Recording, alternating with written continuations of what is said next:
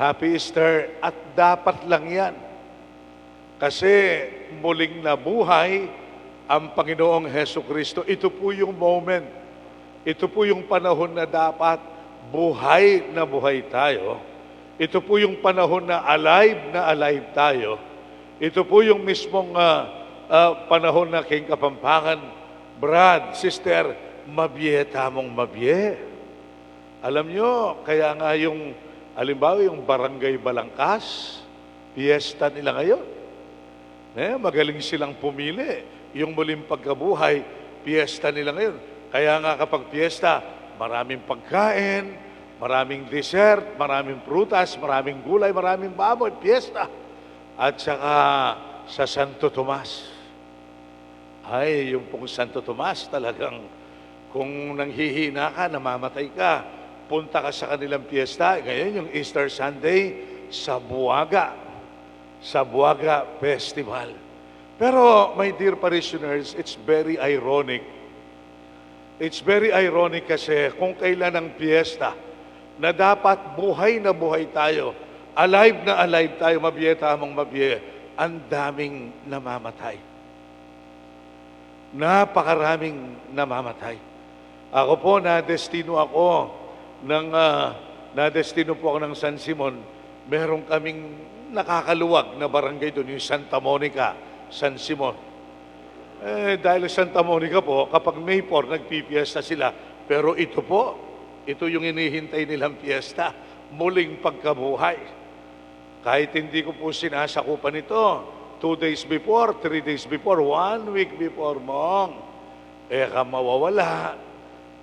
Paglutura ka, paghandara ka, panenayanda ka, ang gambengi na. Ang gambengi na. Totoo naman po yun. Kahit na dumating ka na lang ng alas 9 ng gabi, dumating ka na lang ng alas 10 ng gabi, o kaya alas 12, meron pa. Marami pa. Talagang mabubusog ka. Pero ngayon, tingnan nyo, yung marami na po yung namamatay, marami na po yung nakikremate, tapos yung marami pang nagugutom, marami pang walang trabaho, marami pang walang hanap buhay. It's ironic. Baligtad ang nangyari. Baligtad ang nangyari. Pero para po sa aming mga nangangaral, para sa amin pong mga nagpipreach, alam nyo, huwag kayong magagalit. Parang meron pong lesson. Meron pong aral na pwedeng mapulot dito sa irony ng buhay. Irony ng buhay na dapat pinakamaligaya tayo, pinakamasaya tayo. Narinig nyo naman yung ating response. 118, this is the day. This is the day the Lord has made. Let us rejoice. Let us rejoice and let us celebrate and let us be glad. Naka-Biyernes Santo, lako mo na yung lungkot, lako mo na yung kabuisitan, lako mo na yung kasungitan. Easter na, mabye na yung apong Ginoo, itang makayapong Ginoo, lakad tana. Ilakad tana. Pero ang tanong, makakapag-rejoice ba tayo? Makakapag-celebrate ba tayo? Sariling sakop na natin. Sariling sakop na natin ang mga naka-intubate. Sariling sakop na natin ang mga delikado agaw buhay ngayon. How can you celebrate? How can you be glad? How can you rejoice? My dear brothers and sisters, hindi mo man alam kung mabubuhay sila. Mo man balo nung miligtas sila, makanano kang magtaw, makanano kang magsaya. Deta namang mete na tatang, mete na kapatid, mete na asawa, o lalo na kang makakapagsaya. Kamate-mate na, kakikremate na. Magdalamhati la pa. Masakit la pakyat. Lalame la pa. Pota kayo magsaya ka. Kaya, lalo na po nating tingnan ang aral. Lalo na nating tingnan ang mensahe ng ating mga readings. Pabayaan na natin yung response. 118, let us go to the gospel. Bakit? Ano po yung mismong balita sa gospel? Si Mary Magdalene. Si Mary Magdalene, nakita niya ang libingan ng Panginoong Heso Kristo. Yung bangkay wala na. Yung bangkay wala na. Yung namatay wala na. Kasi nga, muli nang nabuhay. Medyo advanced po si Mary Magdalene sa kanyang mismong pakonti-konting pangunawa, pakonting-konting pagkamulat at saka pagkakaintindi. Pero nung ibalita niya sa mga alagad, sa mga apostoles na araw-araw, oras-oras kasama ng Panginoon, mas hindi nila naiintindihan, mas hindi nila nauunawaan, confused pa sila. Magulo pa yung mismong isip nila. Kaya, my dear brothers and sisters, if we are observant enough, we will notice and we will observe nung binalitaan si Pedro, nung binalitaan siya na yung mismong Panginoong Heso Kristo wala na sa kanyang libingan, dapat magkakaroon na siya ng clue, ng hint na tama ang sinasabi ni boss, tama ang sinasabi ni master, hindi siya mananatili sa libingan, hindi siya mananatiling bangkay, at hindi siya mananatiling patay. Pagkatapos niyang namatay, muli siyang mabubuhay. Dapat pa konti-konti sana. Mahahalata mo, yung isang alagad, mabuti pa, tumakbo na siya ng mabilis para madagdagan ang kanyang naiintindihan, para madagdagan ang kanyang naunawan. Eto naman pong si Pedro, imbis na sana i-overtake yung apostol na tumakbong mabilis para, siyempre, pinakamatanda siya, pinaka-leader siya. Yun naman ang pinangangalandakan niya. Na pinaka-leader siya, pinaka-paborito siya, pinaka-sinasama siya ng Panginoon. Di dapat kung palagi siyang sinasama, siya ang mabilis na makaunawa, siyang mabilis na makaintindi, at siyang mabilis na tumakbo para madagdagan ng nauunawaan niya. Hindi naman lalo niyang binagalan. Kaya mas nauna pang dumating, nakaabot yung unang apostol. Mas una pang nakaabot. Binagal niya. Didiretsahin ko na po kayo. Tatapatin ko na po kayo.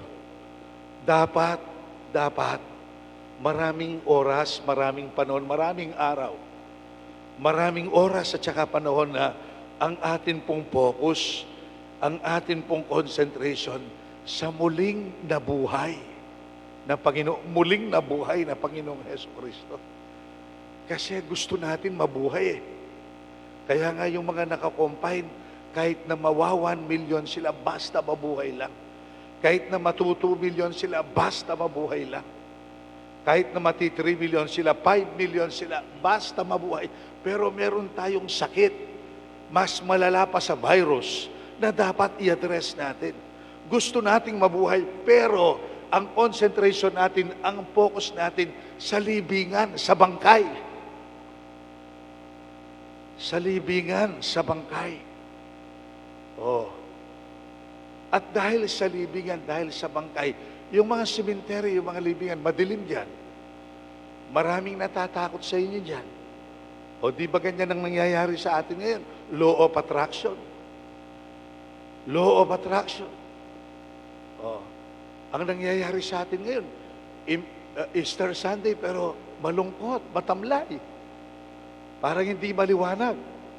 Muling nabuhay na ang Panginoon, pero parang madilim pa, parang malungkot pa. Parang luksa.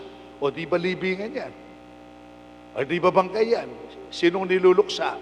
Di ba yung mismong namatay? Di ba yung bangkay? Kasi law of attraction, palagi tayo, dyan tayo. Hindi sa buhay, hindi sa nakabubuhay. O, kapag nga ang bangkay ililibing na, parang si Peter, mabagal. Lalo na tayo mga Pilipino. Lalo na tayo mga Kapampangan, ayaw natin yung masyadong mabilis na ililibing na. Pero kung titingnan mo ngayon, parang mas maganda kapag ililibing, bibilisan nga eh. Bibilisan nga eh. Hindi ko po makakalimutan yung pinagmisa ko sa Lubao. Bata pa akong pari nun. Sa Lubao may lilibing po, pinagmisa ko. Pinagmisa ko po yung mismong patay. Nag-CR lang ako. Nag-CR lang ako. O sinagli ako ko de. Sinagli ako ko de. Sinagli halibing de. Ne? Pero alam nyo, yun ang maganda. Lahat ng dapat ilibing na natin. Yung pride natin, yung kayabangan natin, yung mismong katamaran natin, yung pagiging irresponsable natin, yung ating pagkukunwari, yung kaplastikan natin, yun ang mga dapat ilibing. Panglibingan yan eh. Pero kung minsan, marami pong mga magulang pagdating po sa mga bisyo, sa droga, at saka po yung mga lumalabag, kung minsan, ang mismong nanay, ang mismong tatay, parang si Pedro, nangungonsinti pa, nag-i-spoil pa, nagpapamper pa. Kaya, tingnan nyo naman ang nangyayari sa atin ngayon. Ang laki ng ang ating problema. Grabe po yung laki ng problema natin. Matindi po yung problema natin. Kasi, kung mabilis tayo dun sa mga panglibi, kung mabagal tayo, kung mabagal tayo dun sa mga Diyos at saka sa mga kabutihan sa kabanalan, kung mabagal tayo, kaya nahihirapan tayo ngayon, dapat sana dito tayo mabilis. Dapat sana dun sa mga turo ng Panginoon, sa mga aral ng Panginoon, yun ang bibilisan natin. At yung pong mismong paglilibing, bilisan din natin yan para yung oras natin na ginagamit ng matagal dyan, naglalamay ng matagal, itong pandemic, parang may lesson siya. Itong pandemic, parang may aral siya. Kasi yung iba, kung makaburol sila, kung makapaglamay sila, 2 weeks, 1 week, ang tagal. Napakatagal. Ang tagal-tagal. Pero tingnan mo yung lesson ng pandemic. Basta't pagkamatay, sige, libing na, cremate na. Parang yung mga Muslim. Yung mga Muslim dapat 24 hours lang para bumawi ka na kagad. Mag-move on ka na kagad. Tumayo ka na kagad, tumakbo ka na kagad para sa pagtakbo mo, sa pagkampanya mo, yung lahat ng maka-Diyos ang malakas sa ating community, sa ating pamilya, sa ating mismong parokya. Ito po yung gusto kong pasalamatan, yung mga leaders natin sa chapel po ng Kebiawan. Yung mga leaders natin sa community ng Kebiawan, yung kanilang mga volunteers, yung kanilang mga youth, I want to thank you. Gusto ko pong magpasalamat sa inyo, gusto ko pong magpa-thank you sa inyo. Minsan ko lang kayo kinausap, minsan ko lang kayo sinabihan. Hindi ko naman kinakalimutan, my dear leaders at Kebiawan. Hindi ko naman kinakalimutan yung pagkatapos ng Pasko, pagkatapos ng simbang gabi, naglinis na kayo. Nagpalarin na kayo ng mga sira-sira, nagpapintura na kayo, at saka yung mga tumutulo, yung mga yero at saka yung mga alulod natin, January pa, February pa, hanggang March, talagang nag-effort kayo. Talagang nag-effort kayo, nagsipag kayo. Nakita ko talaga, pati yung pagtatanim ng gulay, ng mga halaman, yung gayak ninyo hanggang yung bakod, kung gaano kaganda ang San Agustin dito. Halos malapit nyo na kaming matalo sa sipag nyo. Yung schedule, yung programa, yung piyesta, yung misa, pati yung iluluto nyo, alam ko. Nakaredy na yan, naririnig ko kayo. Pero salamat. Thank you. Minsan ko lang sinabi sa inyo na yung mismong patakaran ni Governor Dennis Pineda na yung mga chapel natin isasara. Sa Lunes, fiesta ninyo, isasara natin yung chapel ninyo. Wala tayong misa doon. Ira-ride na lang ninyo. Isasakay na lang ninyo doon sa once a day mass natin. One mass a day dito sa mismong San Agustin, ira-ride na lang ninyo yung mismong fiesta ninyo. Pagdadasal natin yung mga kababaryo ninyo, yung mga bata, yung kabataan. Alam ko, pagkatapos ng simbang gabi at saka Pasko, nag-meeting na kayo, nagsipag na kayo para i-ready lahat. Yung mga programa ninyo, yung mga schedule ninyo, yung pakakainin ninyo, yung mga lalakarin ninyo, yung gayak ninyo. Alam ko yan. Pero nagbilib ako sa inyo. Humanga ako sa inyo. Yung sinabi kong imbis na makaragdag tayo sa problema, makaragdag tayo sa remedyo, sa solusyon. Ang dami nyo nang niready. Ang dami nyo nang hinanda, pero insang ko lang sinabing, sara natin. Tutupad tayo. Salamat. Maraming salamat. Ganyan po yung first reading.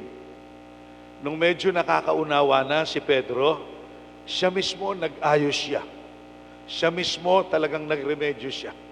Sana kayo pong mga nagsimba ngayon, kayo pong nagsimba ngayon, kagaya po ng matanda kanina, nakipag-almusal. Sabi niya, Among, salamat, binless mo ako. Father, thank you, binasbasan mo ako. Bakit ma? Masyas ko buntok, nga na. Masyas ko buntok, nga na. Telang ko naman yung buntok na masyasyapin, na po. Masyasyapin nga buntok na. Pero kayo pong mga nagsimba ngayon, first reading kayo, buhay na first reading kayo, kung ang direksyon ng utak natin ngayon, sana kasama tayo dun sa lunas. Kasama tayo sa remedyo. Sana kasama tayo sa solusyon. Hindi po sa lalong nakakabigat na problema. Iyan po ang pinakamagandang magawa natin. Tayong hindi nanunungkulan. Tayong hindi leader. Tayo pong hindi humahawak ng posisyon. May matutulong tayo. Marami tayong pwedeng makontribute na makakagagaling, makakalakas ng ating mismong bansa. Ngayong siya po ay talagang may mabigat na pinagdadaanan. Pagkatapos ng gospel at saka response 118 at saka first reading, finally, yung pong ating second reading. Pasensya na kayo, ang second reading natin, si San Pablo. Sana hindi si San Pablo. Para hindi po ito matutukoy sa mga leaders natin. Kasi ang Panginoon, binigyan po ng papel si San Pablo sa mga taga-Roma, Colosa, Efeso, Thessalonica, at iba pang mga communities. Leader siya. Leader siya. Alam niyo, sa lahat ng leaders, si San Pablo po, ang walang-walang pag-asa. Si San Pablo ang walang-walang chance. Kasi talamak na grabe na berdugo na Masyado ng berdugo. Masyado na po siyang nananakit. Masyado na po siyang talagang kontrabida sa gusto ng Panginoon na pagmamahalan, yung pagkakaisa, yung mismong pag-ibig. Alala na siya. Siya naman mismo sinasabi niya ito. Pero dito po sa mismong second reading, nung nakita niyang muli nang nabuhay ang Panginoong Heso Kristo, ako rin kahit na malala na ako, wala na akong konsensya, wala na akong puso, meron pa pala akong chance. Meron pa pala akong pag-asa. Sana po sa mga leaders natin, national at saka local, pati na sa simbahan, malala na si San Pablo. Grabe na siya. Wala na pong pinakamasarap na marinig mo sa isang leader, national at saka local. Ang sasabihin nila, may pag-asa po tayo. May pag-asa po tayo. At kung paano po nakapagbigay ng pag-asa si San Pablo dahil nagsimula ang pagbabago sa kanya. Iyan po ang pinapangako namin sa pandemic na to. Iyan po ang ikakampanya namin sa pandemic na ito. Meron pong pag-asa kasi kung paano nagsimula ang pagbabagong buhay kay Pablo na leader, kami pong mga leader, sa amin manggagaling ang pag-asa. Dahil kung ano po yung sinasabing reklamo sa amin, hindi muna kami magagalit, mananahimik kami. Mananahimik kami para susuriin namin. Baka totoo ang inaakusa sa amin na matamad kami, natiwali kami, korap kami, magnanakaw kami. Merong pag-asa. Hindi habang panahon na mamatay tayo. Hindi habang panahon nasa puntod tayo, hindi habang panahon nasa libingan tayo. Meron pong pag-asa dahil tutularan namin si Pablo kung paano bilang leader siyang nagsimula sa kanya ang pag-asa, ang pagbabagong buhay. Number one po, mananahimik kami. At lahat ng inaakusa sa amin, lahat po ng mga pinaparatang sa amin, hindi muna kami magagalit. Hindi muna kami magre-resback. Titingnan namin baka totoo nga na negligent kami. Baka totoo nga na matamad kami. Baka totoo nga na inuuna pa namin yung mga personal interest namin, yung motorcade namin, yung ambisyon namin sa politika, imbis na magligtas na baka totoo ang sinasabi nila. Kaya kapag ka nanahimik kami at tinanggap namin ito, kagaya ng first reading si San Pedro, bumawi. Ang San Vicente Queviawan, sinara ang chapel para makabawi ang mga may sakit, ang mga may karamdaman. Marami, manganganak, dadami ng dadami ang makakabawi. Maya-maya hindi natin alam, okay na ang kalagayan natin. Wala na ang puntod, wala na ang mga bangkay. Matatapos na mawawakasan na ang virus, ang mga nakikremate, ang mga nai-intubate, at ang pag-asa ay lalong lumiliwanag.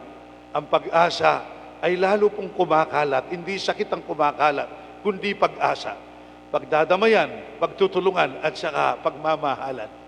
Di ba? Yan naman po talaga matagal na. 500 years na. Matagal nang tinuturo, kinakampanya ni Jesus. At saka yung mga tapat kay Jesus. Mabagal lang tayo. Minsan binabaliwala pa natin, mas inuuna pa natin yung panglibingan, yung pambangkay. Kaya tingnan nyo ngayon, yan ang nabigay sa atin. Yan ang mismong dumating sa buhay natin, sa panahon natin. Paglaban po natin, ipaglaban natin ang turo ng Panginoon para kahit ano pong generation ang darating, hindi po libingan, hindi nakakatakot, hindi po nakakanervyos, kundi mga bata, ang dami, puro masaya, puro maligaya. Ang mga kabataan, puro nag-aaral. At saka nagmamahalan, yung pangarap nila na matuto, hindi lang sa mismong makamundong katalinuhan, kundi yung matuto sa mga Diyos para tumanda man tayo, magkaedad man tayo, mamatay man tayo. Hindi po tayo nag-aalala, hindi tayo worried, hindi tayo natatakot. Kasi yung ugali ng mga anak natin, next generations, hindi pang libingan, kundi pang simbahan, pang makadiyos, kabanalan, kadiyosan. Happy Easter po sa inyo, Panginoong Heso Kristo. Lalo na po ngayon, pandemic, nakakatakot, maraming namamatay. Buti na lang, bumalik kayo. May kasama kami, may kasangga kami, may karamay kami. Thank you po sa inyong pagbabalik. Palakpakan natin ng malakas na malakas ang Panginoon, ang muling nabuhay na Panginoong Heso Kristo. My dear brothers and sisters, please rise, please stand. Through the Paschal mystery, we have been buried with Christ in baptism, so that we may walk with Him in newness of life. And so now that our Lenten observance is concluded, let us renew the promises of holy baptism, by which we once renounced Satan,